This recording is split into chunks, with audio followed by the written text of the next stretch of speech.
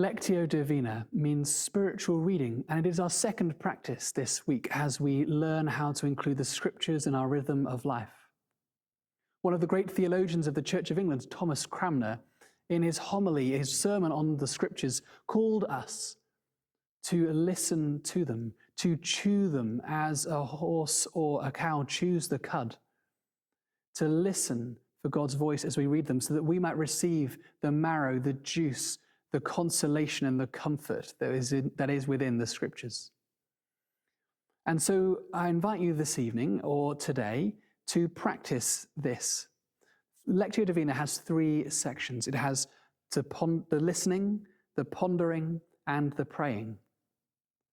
And each of these stages, we will read the same passage together so that you will hopefully gain a way to hear the Lord's voice. Firstly, make sure you're sitting comfortably, you're taking a deep breath in and out and settled yourself in your space. And then listen to the Bible. If you have an audio Bible, listen to that. If you don't, just read it. But if you're in a group, you might want to select somebody to read the scriptures to you all. And as you read them slowly or listen to them, be on the lookout for God's voice speaking to you.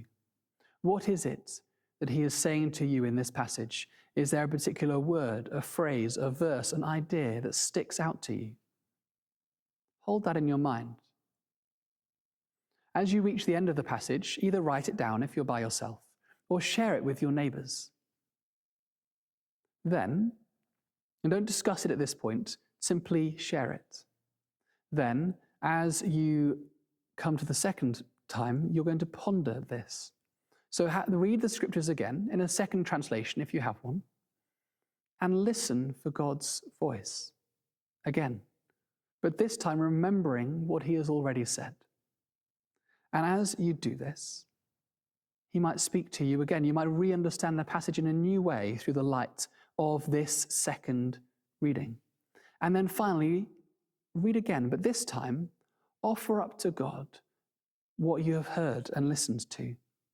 What might he be calling you to change? What might he be calling you to hold on to relinquish, to grip, or to let go of? And then as you do this, now turn to your group and share these things too. Listen to moments to discuss, just a moment to share, because we are sharing what God has said to each of us. And hopefully in this, we might together learn to hear his voice more through the words of Scripture.